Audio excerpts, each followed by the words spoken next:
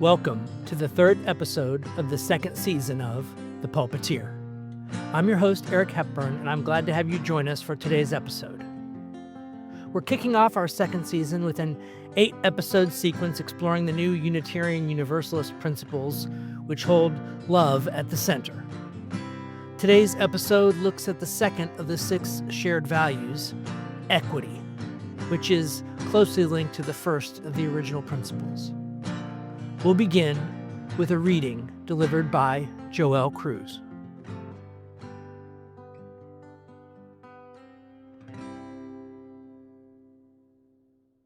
I invite you into a place of deeper stillness and reflection from this reading from Karl Marx's Critique of the Gotha Program.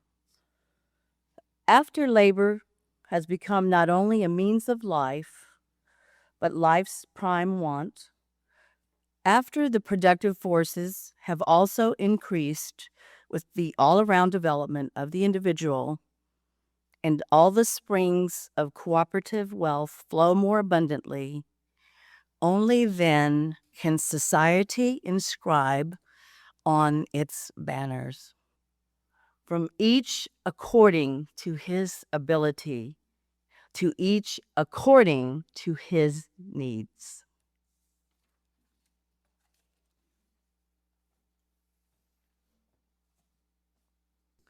I have to do the journalistic integrity thing first, which is I have to issue a correction. 2 weeks ago, when we were talking about the history of Article 2 at the UUA, I claimed that they forgot to put in a timer. And that was an incorrect statement, and I learned better in my research, and I wanted to share that correct information with you. The UUA's bylaws mandate that Article 2, which is the source of this and the old 7 principles, be reviewed every 15 years. It has been revised numerous times over the history of the UUA, and prior to the new 2024 revision, it was last revised in 1987. So please gratefully accept my correction about my misstatement. I will try and correct those when they come to my attention. Now, last week we used quantum physics to attempt to more deeply interrogate this idea of interdependence. Now, for better or worse, when I produced my podcast every week, I forced myself to go listen to my own sermons.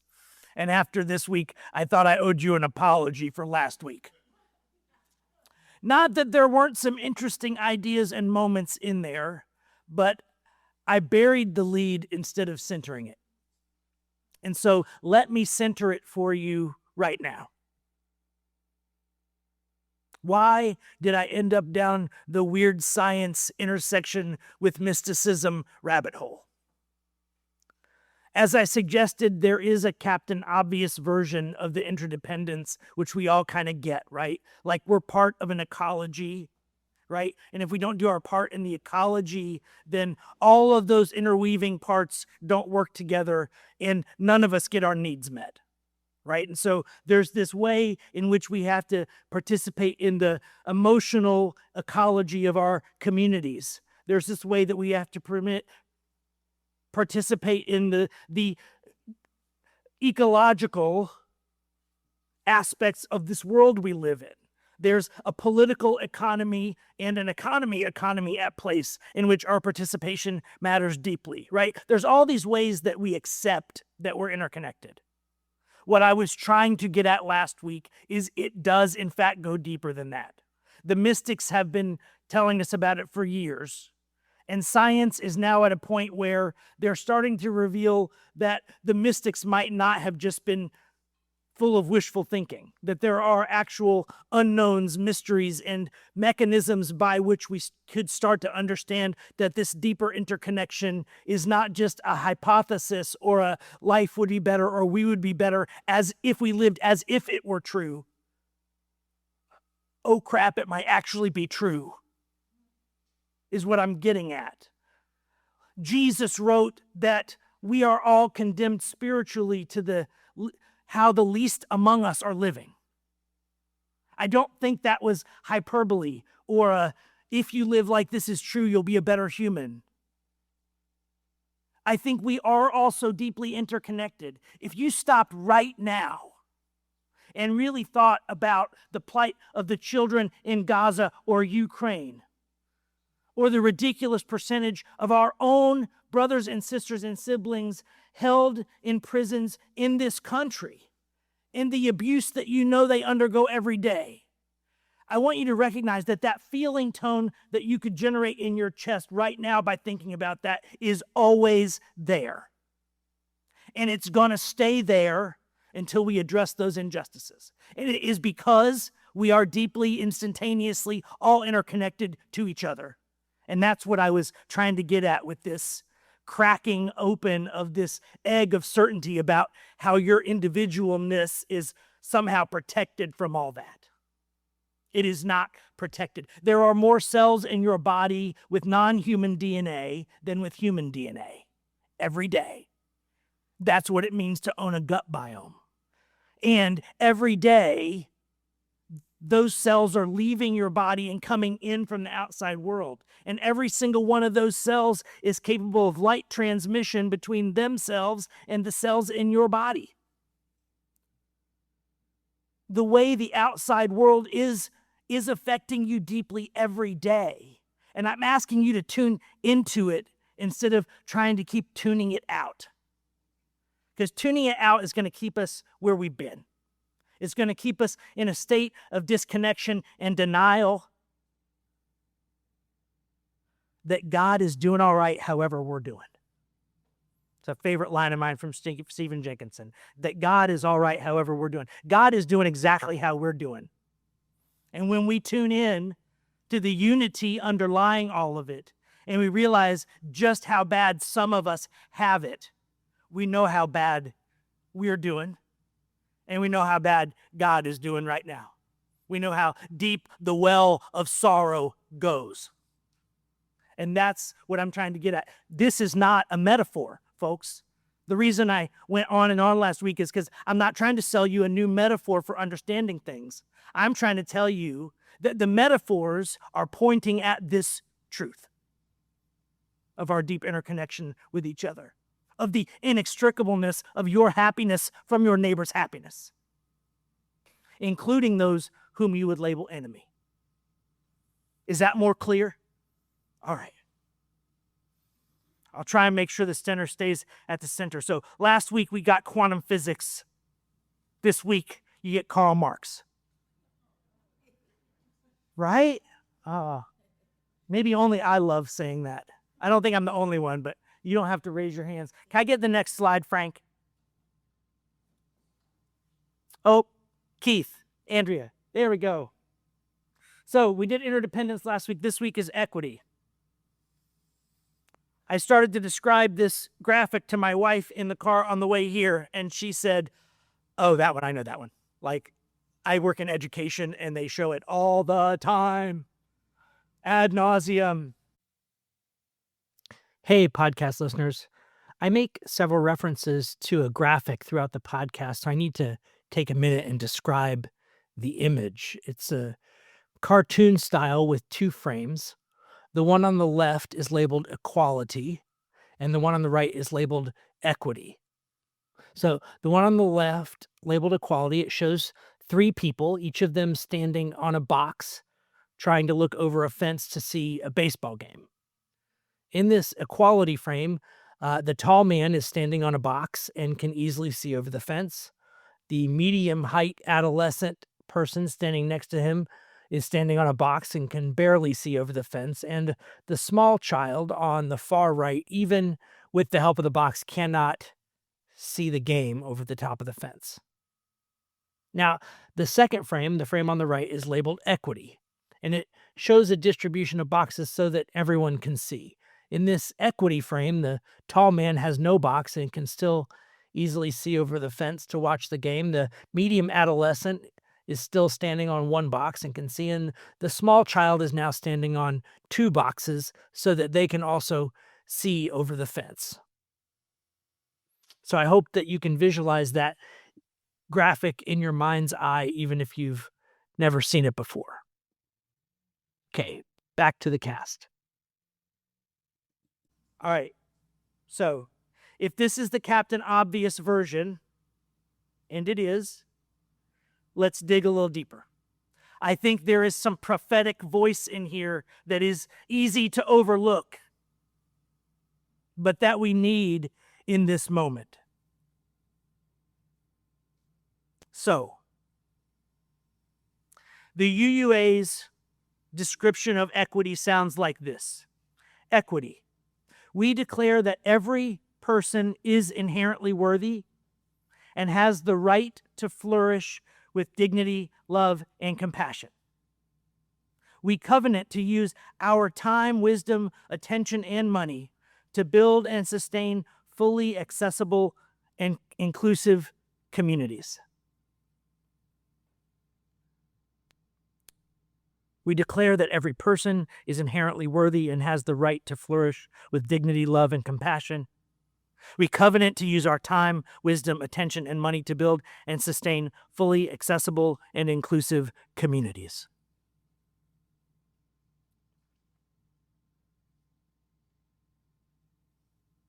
It's good, and it's pointed in the right direction, but it's not enough, folks.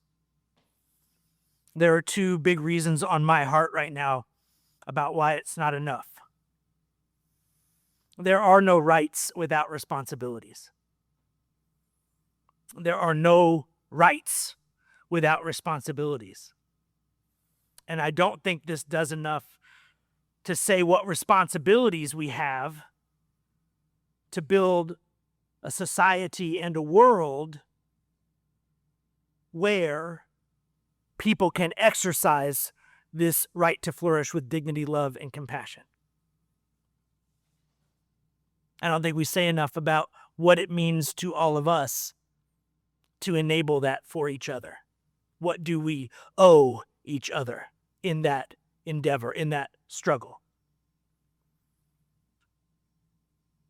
My second one is that while I'm very glad that we are covenanting to use our time, wisdom, attention, and money to build and sustain fully accessible and inclusive communities, I get concerned that too many people, when they hear the word community in that sentence, stop it at the edge of these walls here. I'm going to hypothesize to you that the vast majority of the people who need the true exercise of these rights extended to them are not sitting in the pew next to you today. So, I think we need this in a yes and way. In a yes, this is a good starting point, and we have to take it to its illogical, ridiculous conclusion. And I use those words quite intentionally. We have to stretch it beyond the banal, this version seems okay to me because it doesn't threaten anything that I care about, want, or love, to a version where it threatens everything you love, everything you've been taught to value, to bring the true fruition of your values into being for everyone. You see how it links back to this interdependence thing that we're talking about, right? Because the illusion that we can make this community healthy without all communities being healthy is just that. It's just an illusion. But it's daunting, isn't it, to think of that? It's demoralizing in some ways to think, oh man, I'm barely finding it in myself to figure out how to heal my own woundedness and the woundedness in my family and in this small community. And now, Eric, you've said that that's not going to be enough. It's not going to be enough just to heal our small wounds. We have to heal all the wounds.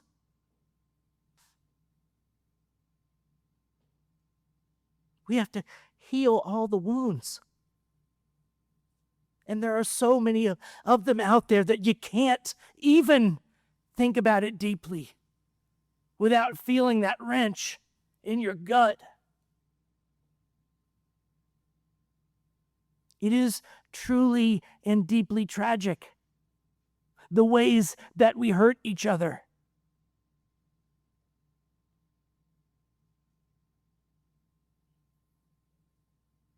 Like you, I spend most of my days with my emotional blinders on, just so I don't have to feel it.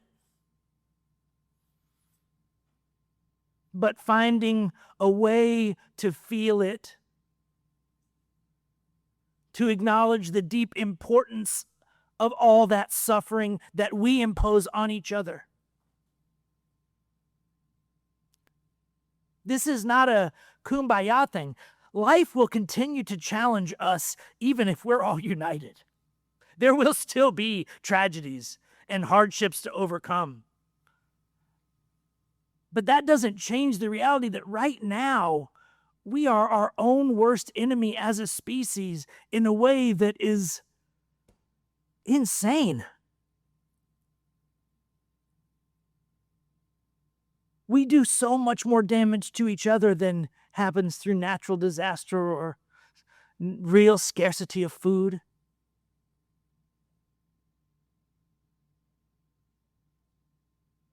How do we stop that?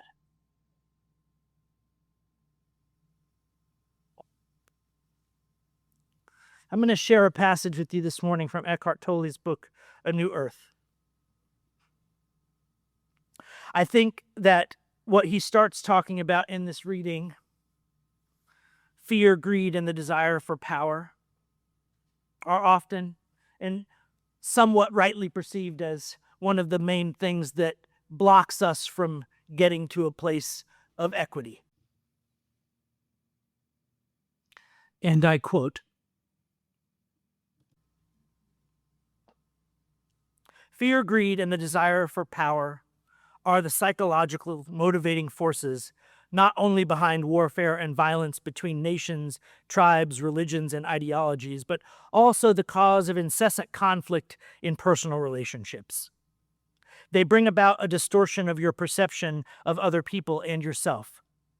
Through them, you misinterpret every situation, leading to misguided action designed to rid you of fear and satisfy your need for more, a bottomless hole that can never be filled. It is important to realize, however, that fear, greed, and the desire for power are not the dysfunction that we are speaking of, but are themselves created by the dysfunction, which is a deep-seated collective delusion that lies within the mind of each human being. A number of spiritual teachings tell us to let go of fear and desire, but those spiritual practices are usually unsuccessful. They haven't gone to the root of the dysfunction. Fear, greed, and the desire for power are not the ultimate causal factors. Trying to become a good or better human being sounds like a commendable and high-minded thing to do, yet it is an endeavor you cannot ultimately succeed in unless there is a shift in consciousness. This is because it is still part of the same dysfunction, a more subtle and rarefied form of the desire for more and a strengthening of one's conceptual identity, one's self-image. You do not become good by trying to be good, but by finding the goodness that is already within you and allowing that goodness to emerge. But it can only emerge if something fundamental changes in your state of consciousness. The history of communism, originally inspired by noble ideals, clearly illustrates what happens when people attempt to change external reality and create a new earth without any prior change in their inner reality, their state of consciousness. They make plans without taking into account the blueprint for dysfunction that every human being carries within, the ego." End quote. A short aside here. In the reflections after the sermon, it became clear that I needed to differentiate Eckhart Tolle's use of the word ego from the more common Freudian definitions of that word. Now, if you really want to understand Tolle's definition deeply, I invite you to read his book, A New Earth. But for the purposes of moving forward clearly with this podcast episode, here's a summary. Eckhart Tolle defines the ego as a false sense of self that is constructed by the mind and rooted in identification with form, especially with thoughts, emotions, possessions, roles, and social identities. According to Tolle, the ego is not who you truly are, but rather a mental image or a narrative of who you believe yourself to be. And this mental image itself is the biggest obstacle to being present, healthy, whole, and enlightened. Okay, back to the cast.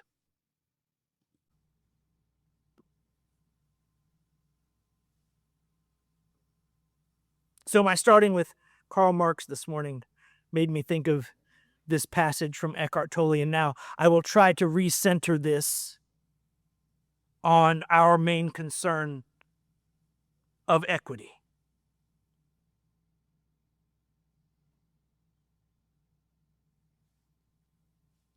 What's missing from this image are a couple things. What if that fence was taller and there was only one knothole for people to look through? That's the concept of scarcity. And the concept of scarcity is one of the main things that drives action against equity. There's not enough fence for everybody to watch the ball game. So we have to pick who gets to watch and who doesn't get to watch. Now, I will propose to you that technologically, it's been at least 75 years since we've had the productive capacity to make sure that we had food, housing, healthcare, education, clothing for every human being on the planet. We've had that technological capacity for almost 100 years. Some would argue a little longer. We are not missing capacity. We are missing wisdom and choice. So we have what Noam Chomsky would call today manufactured scarcity.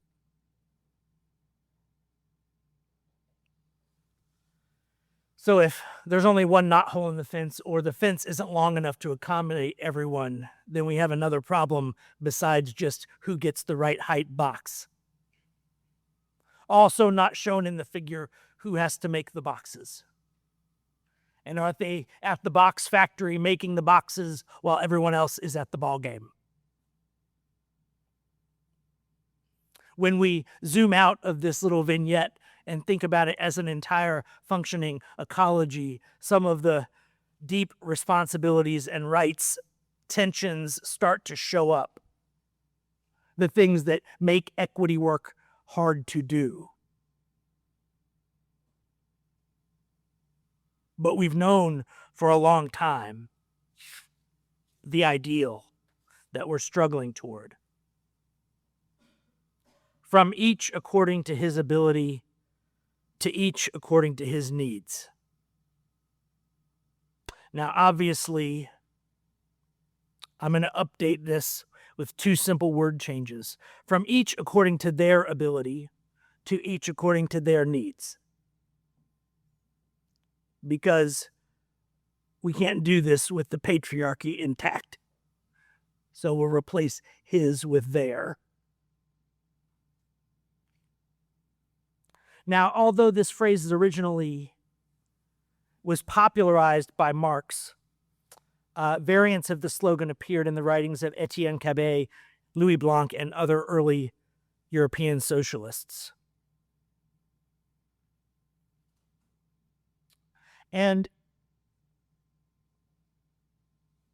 I want to talk about a culture which values people for what they contribute and not for who they are. Marx had another concept that only Marx nerds care about, and it was called the species being. Marx said that the species being of each individual human is to use their creative energy as a productive force in the world that they live in.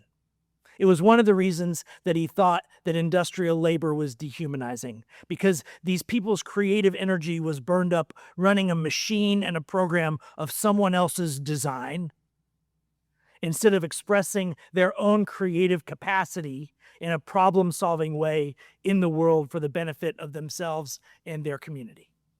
But he thought that the ultimate calling of each of us was to be able to express that outflow of creative energy from us into the universe,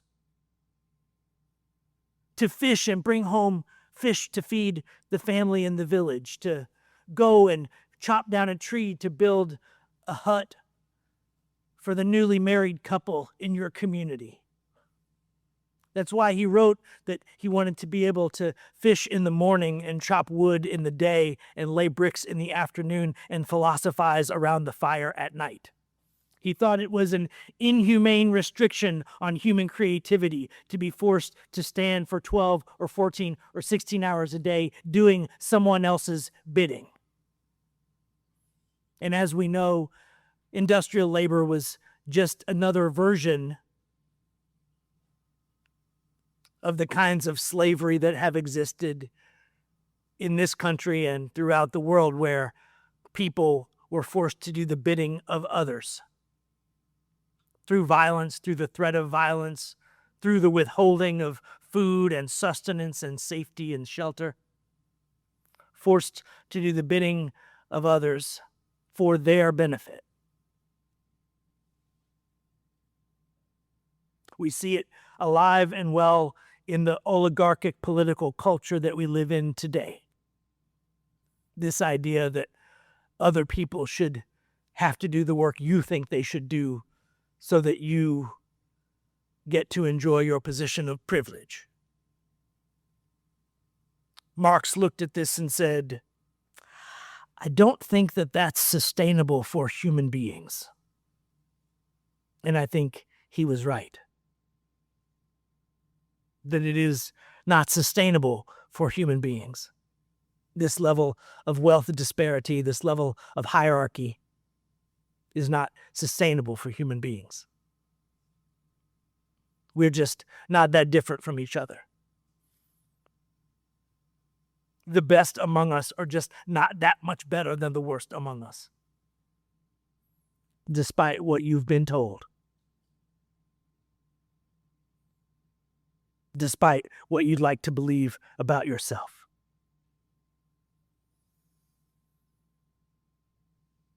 The main thing that separates you from someone languishing in prison right now is fate and circumstance, not the superior quality of your self.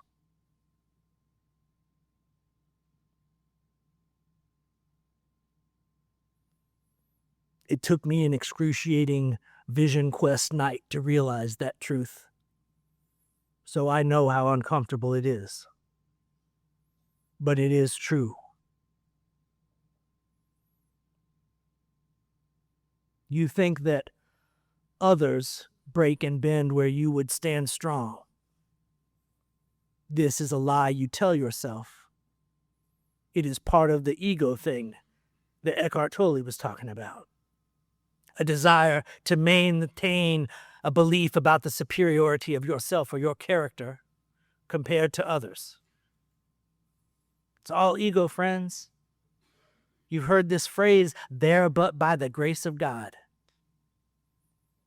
And you have dismissed it for some good reasons. But there is a deep truth to it. Destitution causes desperation. And desperate people will do almost anything.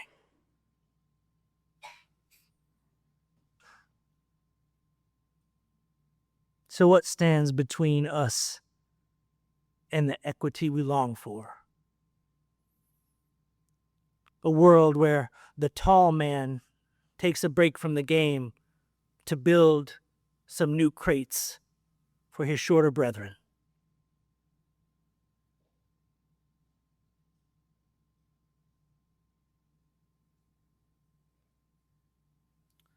We have to stop centering ourselves. We have to stop making up new identities that hold us superior to others. We have to show up for each other first. For each other first. And that is hard to do. Amen.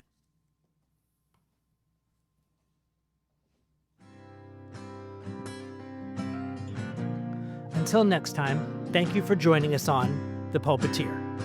If you enjoyed the podcast, you can help others find it by liking and subscribing. If you'd like to support the podcast directly, you can make a donation at sangabrieluu.org/give. The Pulpiteer podcast is a production of the San Gabriel Unitarian Universalist Fellowship of Georgetown, Texas. The podcast is hosted by Spotify, and theme music is by John Faber. Our live recording tech crew is Frank Sanders, Rob Berthold, Keith Hutchinson, and Andrea McDaniel. The podcast is produced and performed by Eric Hepburn.